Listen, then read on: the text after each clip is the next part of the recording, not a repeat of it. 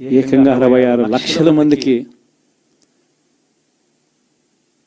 ఇంటి వద్దకే మొట్టమొదటిసారిగా ఇంటి వద్దకే వెళ్ళి వాళ్ళ బాధలు తెలిసిన వ్యక్తులుగా వాళ్ళ చేతికి అందించి వాళ్ళ ఆశీస్సులు తీసుకున్నాం.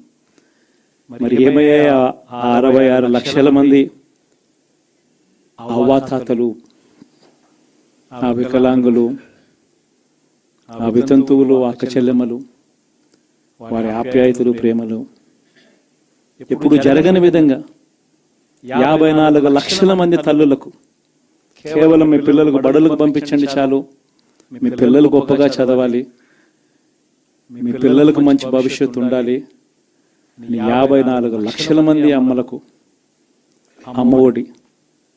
మరి ఏమయ్యాయి వాళ్ళ ప్రేమలు, వాళ్ళ ఆప్యాయతలు? ఏకంగా 53,58,000 మంది రైతన్నలకు. ఇంతకుముందు ఎప్పుడు జరగల. పెట్టుబడి సమయం వచ్చేసరికి రైతన్నలకు పెట్టుబడి సహాయంగా రైతు భరోసా ఇచ్చే కార్యక్రమం. ఇప్పుడు చూడని విప్లవాత్మక మార్పులు వ్యవసాయ రంగంలో. ఏమయ్యాయి వారి ప్రేమలు, వారి ఆప్యాయతలు అంటే అది తెలియదు.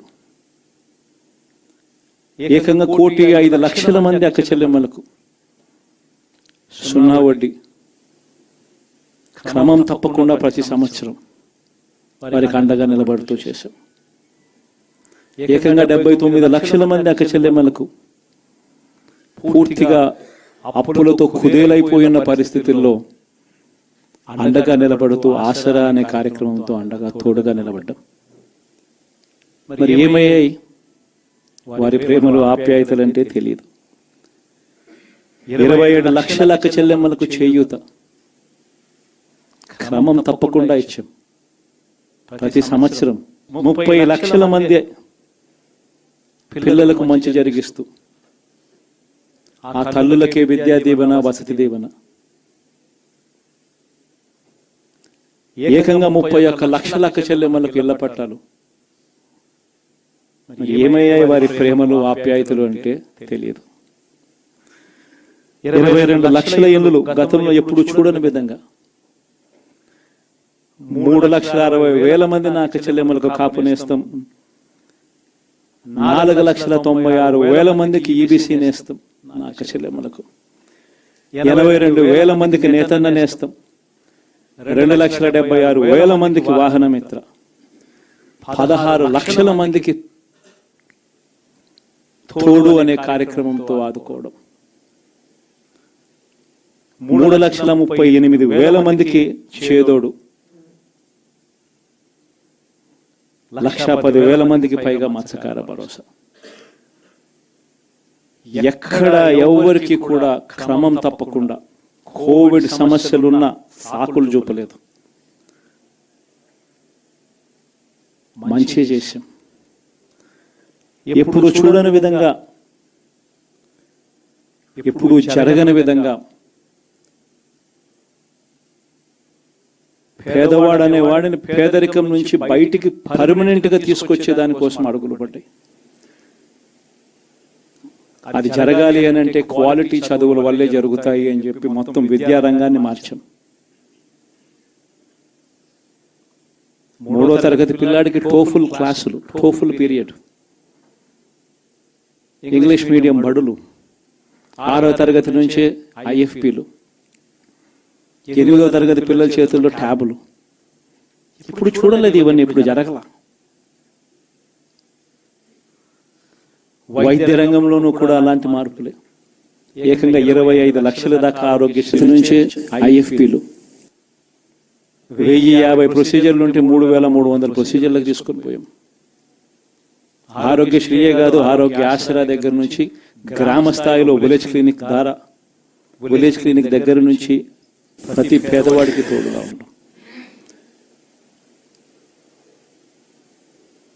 ఎప్పుడు జరగలేదు ఈ మార్పులు. ఏకంగా 54,000 మంది డాక్టర్లు, నర్సులు, పారామెడిక్స్ రిక్రూట్మెంట్ గవర్నమెంట్ హాస్పిటళ్లలో చేసి ప్రతి పేదవాడికి అండగా ఉండడం.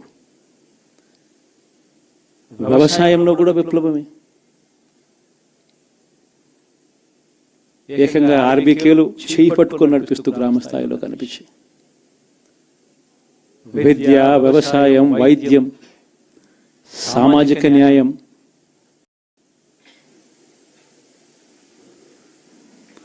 సుపరిపాలనలో ఎక్కడా కూడా తగ్గలేదు. మొట్టమొదటిసారిగా గ్రామ స్థాయిలో గ్రామ స్వరాజ్యానికి అర్థం చెప్పాం. లంచాలు, వివక్ష లేని పాలన ఇవ్వగలుగుతారా అని అంటే ఎప్పటికీ క్వశ్చన్ మార్క్ గా ఉన్న పరిస్థితుల్లో లేదు, కాదు, లంచాలు, వివక్ష లేని పాలన సాధ్యమే అని చెప్పి మొట్టమొదటిసారిగా చూపించింది ఈ 5 సంవత్సరాల పాలనలోనే. ప్రతి పథకము డోర్ డెలివరీ చేసాం. ఇంటి వద్దకే పాలన అన్నదానికి అర్థం తీసుకొచ్చాం. మహిళా సాధికారతకు ఈ మాదిరిగా చేయగలుగుతాము అని చెప్పి అర్థం చూపించాం. ఇవన్నీ సంస్కరణలు. ఏ అక్క చెల్లెమ్మ బయటికి వెళ్ళినా కూడా ధైర్యంగా పోయే పరిస్థితి. ఫోన్లో దిశ యాప్ ఇలా 5 సార్లు ఊపితే చాలు 10 నిమిషాల్లో పోలీస్ వచ్చి అక్క ఏమైంది అనే పరిస్థితి. గ్రామంలోని మహిళా పోలీస్ ఇప్పుడు చూడలేదు ఇవన్నీ. మరి ఇలాంటి గొప్ప మార్పులు, సంస్కరణలు ఇన్ని జరిగాక ఇప్పుడు చూడని పాలన ఈ మాదిరిగా ఇచ్చిన తర్వాత మరి ఎందుకు ఈ మాదిరిగా రిజల్ట్స్ వచ్చాయి? కనీసం ఇవేవి చేయకపోయిందంటే సరేలే ఇవన్నీ చేయలేదు కాబట్టి ప్రతిపక్షంలో కూర్చుంటున్నాము అనే దానికి అర్థం ఉండేది, ఇంత బాధ కూడా ఉండేది కాదు. కానీ ఇన్ని చేసిన తర్వాత, ఇప్పుడు చూడని మార్పులు తీసుకొచ్చిన తర్వాత ఇటువంటి రిజల్ట్ చూసినప్పుడు నిజంగా బాధ అనిపిస్తుంది. ఇంత జరిగిన తర్వాత కూడా ఏకంగా 40% ఓట్ షేర్తో ఈరోజు ప్రతిపక్షంలో ఉన్నాం. ఇంత జరిగిన పిమ్మట కూడా ఈ రోజుకి కూడా మనం చేసిన మంచి ఎక్కడికి పోలేదు. మనం చేసిన మంచి ఈ రోజుకి కూడా ప్రతి గడపలోనూ కనిపిస్తుంది, ప్రతి కుటుంబానికి తెలుసు. ఇంతకు ముందు గతంలో ఎప్పుడు జరగని విధంగా నా కుటుంబానికి, నా ఇంటికి మంచి జరిగింది, అది వైఎస్ఆర్సీపీ పాలనలోనే జరిగింది అన్నది ప్రతి ఇంటికి తెలుసు. ఆ చేసిన ఆ మంచి ఎక్కడికి పోలేదు. ఆ మంచి ఎప్పటికీ మనకు శ్రీరామ రక్షగానే బ్రతికే ఉంటుంది. మనం చేసిన ఆ మంచి బ్రతికే ఉంది. విశ్వసనీయతకు అర్థం చెబుతూ జగన్ ఏదైనా చెప్పాడు అనంటే మాట తప్పడు, మాట మీద నిలబడతాడు, మాట తప్పని పాలనే తాను ఇచ్చాడు అన్న విశ్వసనీయతకు అర్థం చెబుతూ మనం అందించిన పాలన కూడా ప్రజలు మర్చిపోరు. ఈరోజు కూడా ఈరోజు ప్రతిపక్షంలో ఉన్నా కూడా నేను చెప్తా ఉన్నా, గర్వంగా కూడా చెప్తా ఉన్నా, ఈ రోజు కూడా జగన్ అబద్ధాలు ఆడడు, జగన్ మోసం చేయడు. మళ్ళీ చంద్రబాబు చెప్పిన మాదిరిగానే అంతకన్నా ఎక్కువ అబద్ధాలు మనం చెప్పుంటే బాగుండేదేమో, ఆ 10% మనతోనే నిలిచి ఉండేవాళ్ళేమో, అలా చేసుంటే బాగుండేదేమో అని చెప్పి కూడా చాలా మంది కనిపించవచ్చు కూడా. మరీ జగన్ ముక్కుసూటి మనిషి, మరీ జగన్ రాజకీయాలలో మరీ నిజాయితీగా ఉంటాడు, ఇంత నిజాయితీగా ఉండడం కరెక్ట్ కాదేమో అని. కానీ ఒకటే చెప్తా ఉన్నా,